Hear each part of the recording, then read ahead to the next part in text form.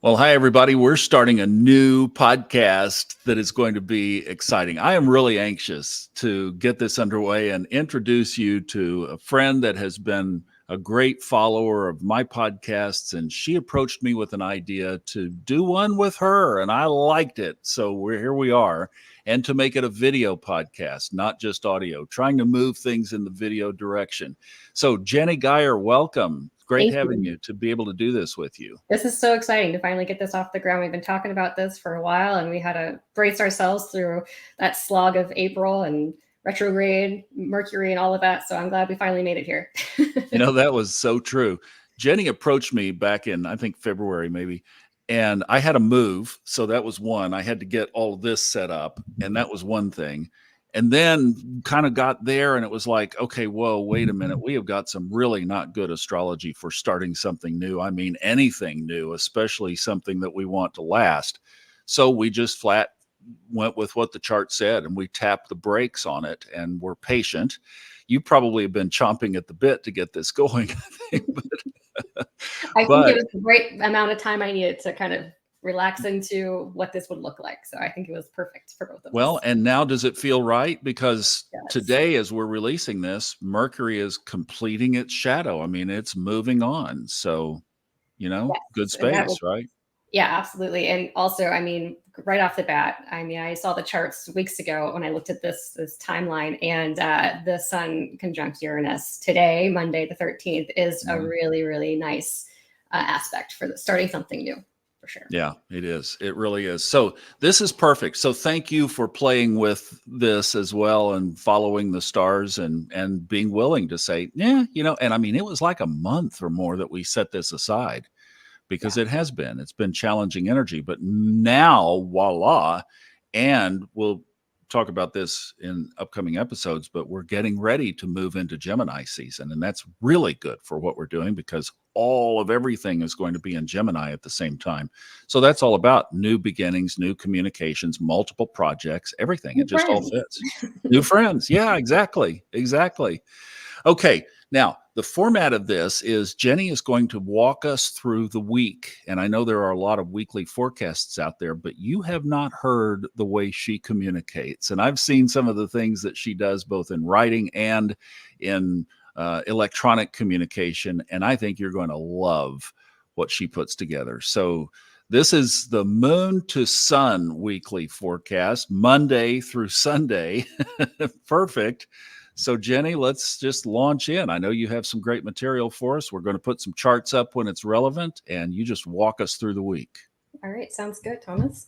So, like I said, today we have a really beautiful aspect happening, the Sun conjoining Uranus in Taurus. And then we have Venus also in Taurus, going to make a sextile to Saturn in Pisces. And really, what we're seeing here is kind of a revitalization of that Jupiter Uranus conjunction that happened near the end of April that we were all talking about. And like I was mentioning to Thomas earlier, there was a lot of restlessness, a lot of hurry up and wait energy that we had with that tight bundle in Aries, and retrograde Mercury was telling us to rethink, reconsider, you really sure you want to do something, really take time with it. And even though we really wanted to move forward, we also had that big stop sign thrown up with Mars and Pisces that hit Saturn. But it was important because we needed to let that energy move through us. And now with Taurus, because we were so patient and good and waiting for the right opportunity, the right moment to do something, we're gradually releasing that energy and forming something that we've been dreaming about these past few months. And I think that because of that restless energy having worked on us, now we're seeing things move really quickly all around us. And because we had that training time, we're learning how to use a deft hand. Things are moving much faster, as I said, and we're prepped now that this Aries energy gave us in April. The ability to get in the car and drive. We don't have control over the speed anymore, but now we know how to maneuver it, and we can be careful in how we do that. And that's a lot of the energy that's coming through right now this week, especially. And then Wednesday the 15th, we have Mercury coming into Taurus. And the first quarter moon in Leo is going to be square, which is a square aspect to the sun, is going to be bringing up some of the themes from last week's new moon in Taurus. So whatever was going on for you last week, take a look back at your journal or think back to last week. whatever that new moon brought up for you is now starting to come into fruition through this moon cycle. And also because the moon, the sun is so close to Jupiter and Uranus, this moon is also going to be squaring Jupiter and Uranus. So again, this theme of revitalizing whatever that Jupiter and Uranus seeded in that moment that they conjoined back in April is coming to fruition. It may not be something that we see on, visible around us yet. It's still a seedling. It's still sprouting underneath the ground, but it is going to be making moves, and you're going to start maybe seeing some of it come to life around you visibly in your environment. And then on Friday, we have Mercury making a square to Pluto in Aquarius. I know everyone gets a little scared when anything touches Pluto, but for me, this looks like what I was talking about with this kind of underground. There's something growing. There's something that was seeded with that Jupiter-Uranus conjunction, and that transformative energy, that power of Pluto is working its magic now. We can't see it, but something is growing underneath the earth, and when it's good and ready, it will burst out of the ground. But in the meantime, it's our job to really pay attention and prepare properly for whatever our intentions were at that seeding moment. So it's about watering the plant, being mindful. And Pluto with Pluto, anything with Pluto is going to be a little bit dense, a little bit heavy. So Friday might feel a little bit heavy, but it's a productive kind of energy that ultimately is going to help you see this seedling through a healthy growth. And then on Saturday, we have Venus and Taurus conjoining Uranus. This is a very exciting aspect for me, I think. Anytime Venus and Uranus come into contact, who knows what will happen, but it's usually good, especially Venus in her home sign. She's very comfortable in Taurus. And oftentimes, because we're dealing with earth energies with Taurus, things tend to be very apparent. Things come to less internal, more external. So we might actually see something in our environment change suddenly, or a new person coming into our lives that we really hit it off with. And also the sun's going to be conjoining Jupiter in Taurus that same day. And that's a really positive aspect as well. Uranus in an earthy Venus sign conjoining with the ruler, I believe this signifies to us a challenge. Uranus does provide some kind of a challenge to us usually because he's trying to break us out of an old way of thinking or seeing things.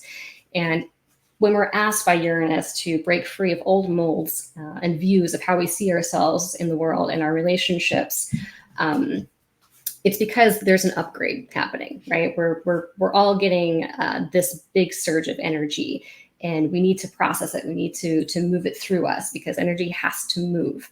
But this energy, I think, is asking us to open ourselves up more to self-love, to really take ownership of our own energy and make sure that whatever we're investing into is something that matters to us and is helping us grow into that self-love more and more. And Jupiter is about faith as much as it is about expansion. And you have to have faith that doing this, investing in whatever it is that matters to you at this time, is going to help you grow into the dream that you have envisioned. And I think that because we have a lot of support from Pisces with Saturn and Neptune over there, I think that that process is definitely going to be supported by the home office. As much as you are able to give yourself that self-love and that energy, you will see a huge growth spurt, and it will be a lot more manageable with all this energy coming through.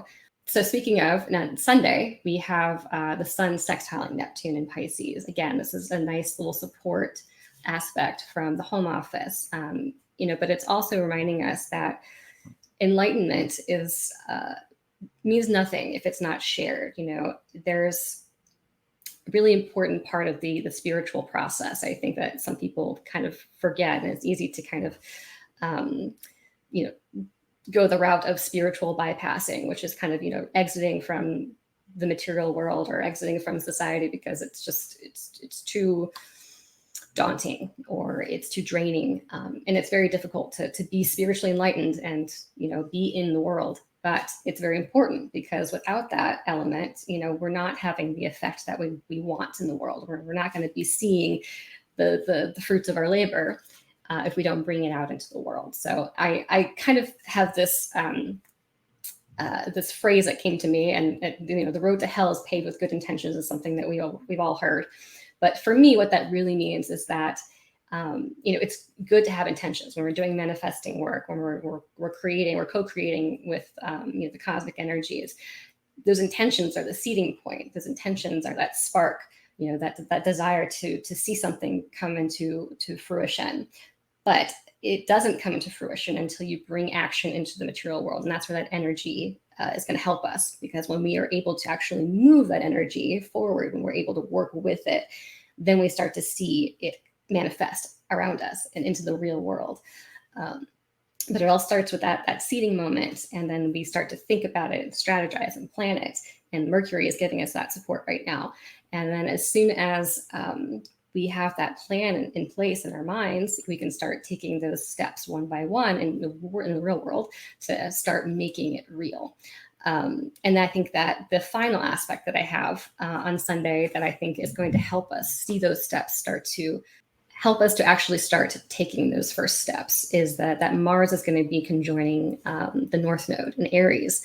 And it's really, again, giving us that full support of energy to start mobilizing these plans that we've been making.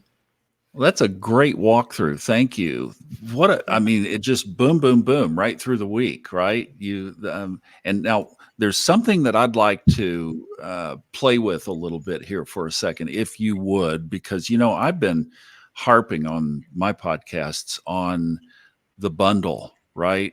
So we're still in the bundle. And what we're talking about is from Pluto over to the sun. And I haven't done the exact calculation, but that's about 100 and let's say 14. I'm just eyeballing maybe 114 degrees spread. Now, if you brought it from Saturn to the sun, we can just see right there. What is that? So that's 28. That's 60. That's 70 degrees basically between Saturn and the sun. And now this is on Sunday, of course, but even with that conjunction of the sun and Jupiter, everything in here is just so tightly squeezed together. And even last week, it was more so. But what we're still talking about is this really concentrated, focused energy. There's just no aspects, right? It's amazing that we can squeeze a square out of this, and we have to go up to Pluto to get it, because we're sure not going to get 90 degrees in here, because nothing, we're still a full month away at least from squares. Well, and that's about right, because here's what I wanted to play with. If we put this into weeks and we just go up, I was looking around the corner. Actually, before we do that, let me go back to today and we'll put it on the 13th. And then let's go up, see, like next week, boom, not much change. The following week, the last week of May, first part of June, still not much change. We're still at sextiles and trines. And then we go June 3rd, still pretty tight. June 10th, I see some more red in here. It's like all of a sudden, wait a minute. Saturn, see, okay, now we've already got, that means that we've separated out from 70 to 90 degrees. And then by the third week of June, that almost looks like a normal astrology chart again, doesn't it? I don't know what normal means, but what normal is. As everything is coming into Gemini over the next few weeks, they're all going to hit a trine with Pluto. A trine is considered a positive aspect. It really just means, things are flowing. But when things are flowing with a heavy, dense planet like Pluto, they may not feel flowing to us mortals. So I don't know that we really want to invite any more conflict into this chart. Well, what I do love is, just as you pointed out, that's an excellent point. Let me get back over here so I can run my cursor on. Look at here is exactly what we're talking about. So this is by early June. I think the 3rd is actually a date, but I am squeezing the moon in here to keep it in Gemini as well. We have Jupiter, Mercury, the moon, the sun. So there's a new moon. And then Venus are all in Gemini. And this is such a, for those of you who are communicators, who are thinking about starting a podcast, who are getting ready to make a presentation to your company, maybe to your boss for a raise. I mean, anything that is communication related or educational for those of you who are teachers. And of course, you'll be wrapping up the school year and beginning your summer, but anything related to those areas of Gemini and Mercury, you're going to have several weeks from the beginning of June into the middle part of June before it starts to break up there. I made a joke to an astrologer friend of mine who was talking about the, Jupiter moving into Gemini. And I was like, oh, everyone brace yourselves for all the Aries rising people about to start their new podcast. Yeah, there you go. Yeah, exactly. And what is your sun sign? Sagittarius. Yeah, this fire sign too. So it's like, I mean, but it's perfect. It's a perfect timing to be doing this. So I'm looking forward to this. And even with that, yes, that trine up to Pluto, but this is going to be such I think, a fresh air. And all of a sudden things are going to start moving in a much better direction for sure, I think. I mean, right now we have Mars and Venus both in their home signs. They're very comfortable there. And for us, I think that translates. It's just a general feeling of more balance and ease. And especially with, still having all these planets in Taurus is also, again, kind of providing a lot of support and ease and comfort to these processes that otherwise would feel very, very uncomfortable, because Pluto is not a comfortable energy, but he is going to be making contact with a lot of these planets, and we're going to feel it, and we have been feeling it. But at least we have this other, support happening from Venus and Jupiter, and even from Neptune and Saturn. I think it's going to be a little bit easier. Yeah, it sure will be. Let me come back here and get back to the beginning of this week. So we're starting on the moon Monday through the sun Sunday. So yeah, excellent walkthrough. I mean, we have the conjunction to Uranus, and then we have on Friday or Saturday, the Saturday is the conjunction to Jupiter. And to me, I mean, that's the focus of this week, is we have this really good energy in Taurus. I like that. I like the both benefics in there. Yeah, and just the right amount of chaos with Uranus in the middle, because we do need something to jolt us sometimes out of an old way of thinking, or just stale routine. And I think that he's very positively supported and aspected by the other planets and the benefics, Venus and Jupiter. So I don't think it's going to be, hopefully for most people, anything too scary or off-putting, but it will be just enough to kind of help you along your road wherever you're headed. Yeah, definitely. What is your interpretation of both the Jupiter-Uranus conjunction itself and where we are now that Jupiter is pulled away about 4 degrees? How are you viewing it? Are you still looking at it as new beginnings? I mean, I see all conjunctions. I mean, the same way we treat new moons. It's a seeding moment. It's you don't necessarily see or notice it happening. It's just like when you find out you're pregnant, you don't necessarily see the belly growing yet, and maybe you get some morning sickness. I think right now we're probably in the morning sickness phase. So it's there. Something is growing, but you don't see it. There's no baby yet. And there won't be for a while, but this energy is going to be carrying us through the rest of the year. So, this is going to be something that grows over time, because it's Taurus, right? Things that take their time in Taurus. And, this is big energy. So we would prefer it probably to take its time, because if it happened all at once, it might be overwhelming. But we're going to be working through this process of developing something and bringing something into the world slowly and patiently, and with good care and attention and intention. And I think that's just all these aspects that have been happening have been kind of training us for that. And we're going to keep doing that for the rest of the year, and see what happens, and then see what kind of baby we give birth to at the end of the year. All right. So I love boiling these things down to keywords, or thinking of concepts that we can put our attention and our focus on for the week. So for this week ahead, as you've done your overview, do you have a couple of broad theme ideas that we can be focusing on this week? Yeah, I think, like I said, we all were in this seeding moment when Jupiter and Uranus conjoined last month, and now we're kind of in the tending phase. We can't see what's growing yet, but we know that we need to provide it a lot of attention and care to make sure that it does grow up healthy and eventually meet the sun.